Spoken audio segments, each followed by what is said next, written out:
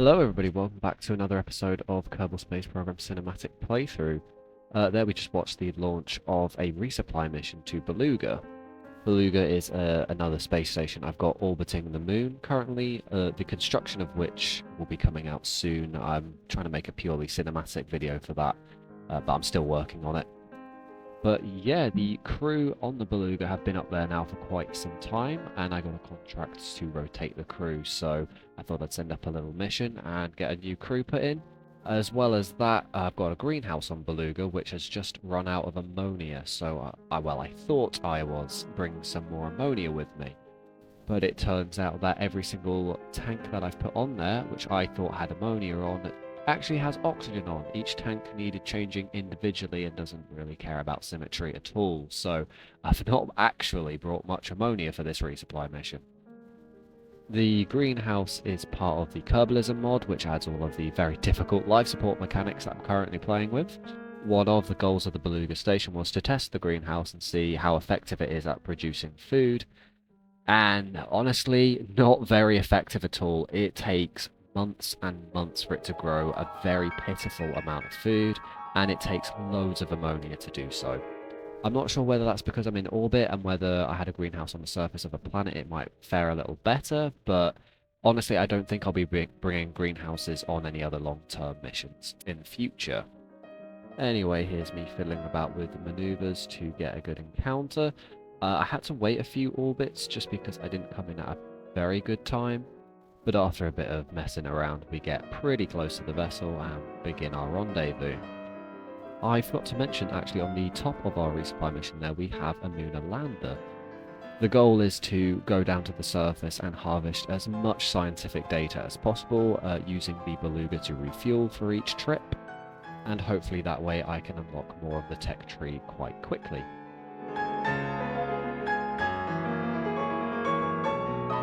There we are, just finishing our rendezvous there. When I designed the Beluga, I put two inflatable docking ports on the crew section of the ship.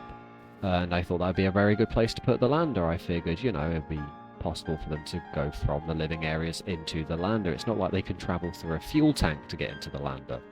Only to then realise I'd put the wrong kind of docking port on the lander itself. I didn't notice this until I was trying to dock with the craft, and I was bumping up against the docking port and thinking, why isn't it attaching? So in a moment you watch me clumsily bump into the Beluga and then have to find the right docking port on the other end of the ship. Speaking of docking ports, I went looking into how real-life docking systems work on spacecraft. And I came across NASA's new design that they developed in 2018, which is actually the first docking port system that they've designed since the 70s, which they used in the Apollo-Soyuz test project. And essentially, the way that it works is that on the docking craft, the vessel that's coming into the station has these three petals that extend out on this little ring. And the ring itself can actually extend away from the craft and can move in all 6 directions. So it has 3 directions of rotation and 3 directions of translation as well.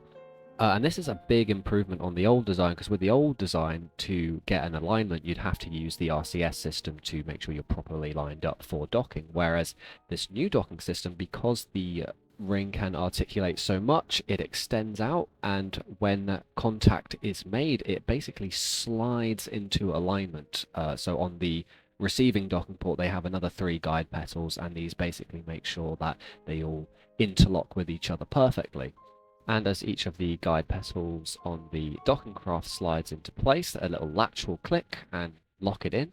And once all 3 latches are clicked, the vessel will pull itself in to the docking port, and then 12 hooks around the docking port will click into place. And from there, a rubber polymer seal will inflate and make sure that the docking port is airtight, and then umbilicals will extend, allowing the transfer of resources, and the docking port can be opened so people can pass through. That is a pretty oversimplified explanation of how it works. I think the actual systems involved are a bit more complicated than that, but as a first-year physics student, it's a little beyond my scope of understanding. But yes, back to the docking on screen. We're just putting in the ammonia tanks in quotation marks, because they're actually oxygen tanks. And with a little bit of wiggling, we finish the docking procedure.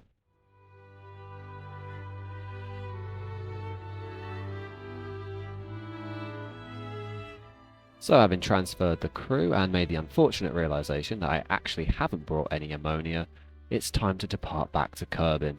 As the old crew leave to go home, the new crew get settled in, putting their posters on the wall and all their little trinkets on the shelves. But of course, shelves aren't really that effective in space, and so the little snow globe that they brought along comes and bumps them on the head when they're not looking. But here we see the old crew getting ready to depart the moon. Now, the best way to head back to Kerbin from lunar orbit is to make an escape burn when your prograde direction in lunar orbit is the same as the retrograde direction in Kerbin orbit. This way you're essentially making a normal retrograde burn as if you were in just Kerbin orbit, but using your motion around the moon as a little bit of extra help. Going back to the snow globes, I actually wanted to see how much personal luggage astronauts were really allowed to take, and apparently it's only 1.5 kilos, which isn't very much at all, but obviously in spaceflight every kilogram counts. Unlike in Kerbal Space Program, every maneuver is made with absolute precision, so you need to make sure that the weight on the craft is known very precisely. But yeah, here I was so busy admiring the cinematic shots that I thought I'd gone through periaps, and when I was circularizing, I realized I was actually going the other direction. So to compensate, I lifted my nose a little bit and pointed in the radial direction. And that way my descent into the atmosphere wouldn't be too fast. And now the crew prepare for their final descent.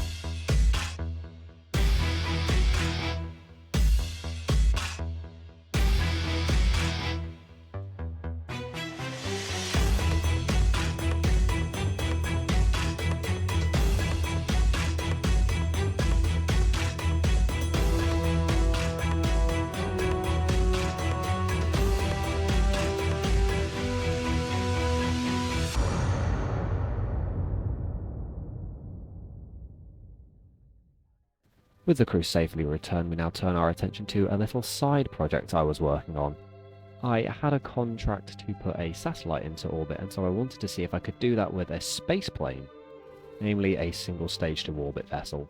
Now, I don't have the Rapiers unlocked, and I don't have the Whiplash turbojet unlocked yet, so I wanted to see if it was possible to make it with the parts that I had. So for the air-breathing engines, I'm using the Panther jet in its turbo mode, I guess, where it uses more liquid fuel but performs better. And the idea was that I had some of these swivel engines to complete the orbital insertion, but unfortunately these Panther jets are simply not strong enough to give us the speeds required to get into orbit. And we're just taking a quick look inside the cargo bay there. There's the satellite protected by a heat shield. That heat shield is on a hinge, and so the idea is that it was going to slide out of the back of the craft. The lack of proper cargo bays is why the plane is in such a strange form. The plane is called Starshot, mainly because I thought the wings kind of had a little starry element to them, but yeah, here you can see I just couldn't make it into orbit. I tried to pick up a bit of speed by pointing downwards and seeing if I could translate that back into vertical velocity, but it just wasn't working, so I make the executive decision to turn around and head back to the runway. And this would provide, information on how well this thing flies in an atmosphere, how well this thing lands and turns. The plane wasn't the quickest to turn in the atmosphere, and I think upon re-entry, when we're going at supersonic speeds, it will really struggle to turn around if I overshoot the space center, which is something I do quite often. The vehicle is also quite front heavy, making the main fuselage out of wings made the center of lift quite difficult to position, and so I ended up with the center of mass being quite far forward, which means it tends to nose down. And that was a problem for the landing, because I want to cut the engine so that I stop picking up speed, but if I don't have the engines on even a little bit, I'll tend to nose into the ground and crash.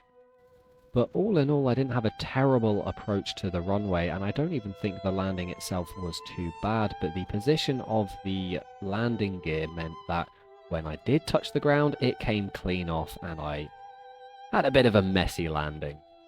So yeah, a lot more work is needed on this plane, and I will have to unlock better engines to actually get it into orbit. Now, I have a bit of a confession to make. I resent another supply mission with actual ammonia this time to the Beluga, and completely forgot to record it.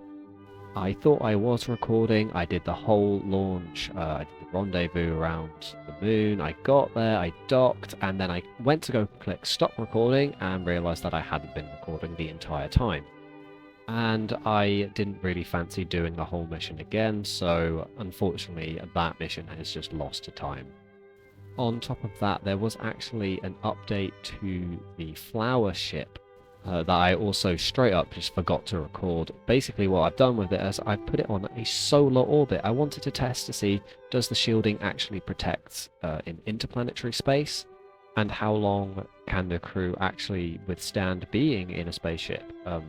Turns out, not very long. One of them's already starting to lose his mind, but we'll see that in a bit. In the meantime, we follow Megan and Sepon Kerman down to the surface of the moon. Now, they have actually already gone to the moon once in this lander, but I landed in a biome that I've already collected all the science in, so it wasn't really worthwhile. So this time we're aiming for a new biome, somewhere we haven't been before.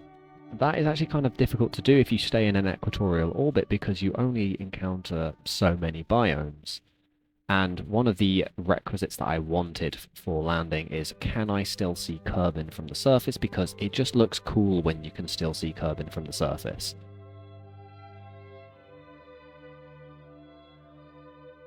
As always, taking the time to admire the beauty of space.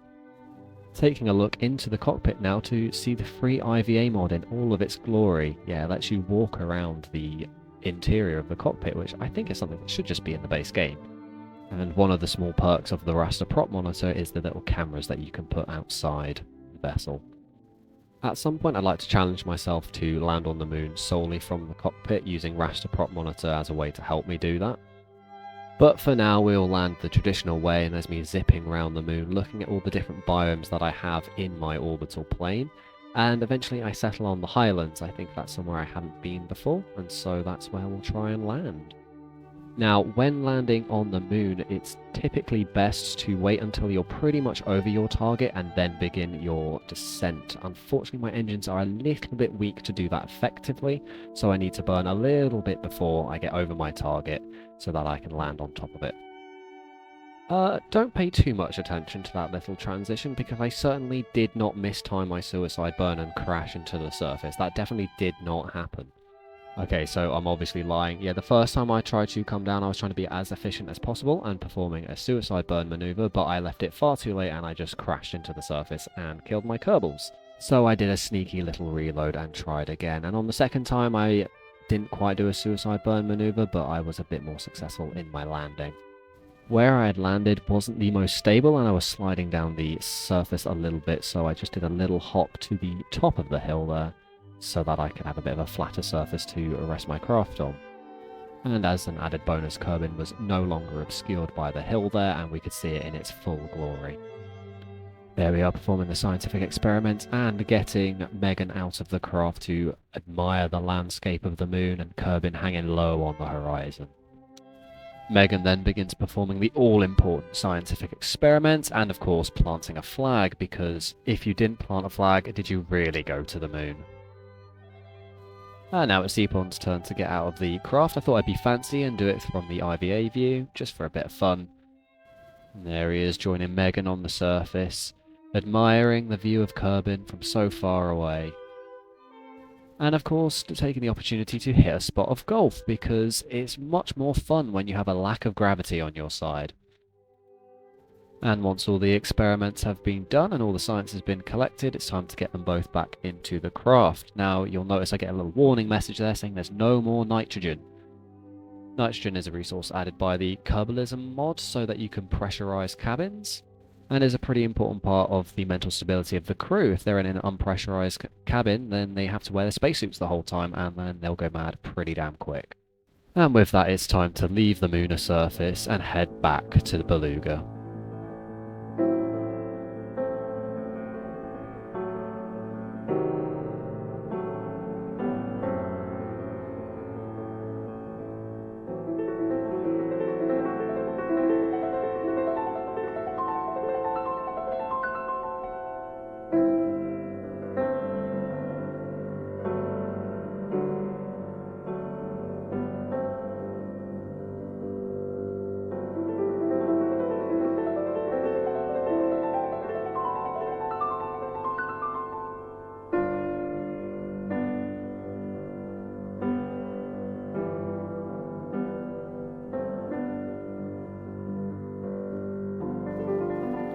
And once we're docked, we transfer Megan and Seapon back into the main vessel and begin analysing the samples that they've brought with them from the surface of the moon.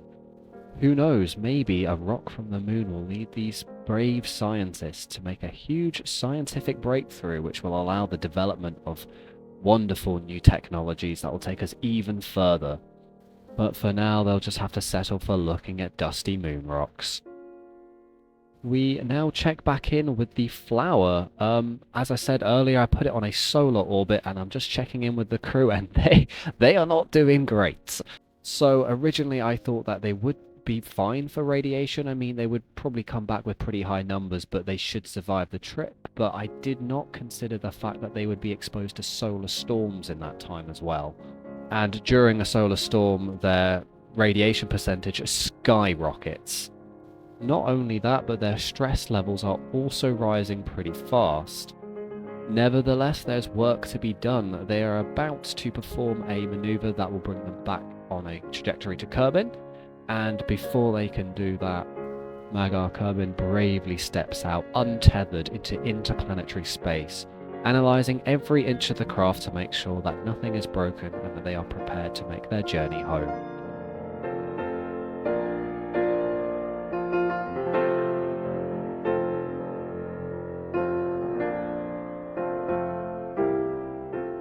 I mean, really, with their radiation levels already so high, I shouldn't be getting them to perform any extravehicular activities, but it just looks so cool.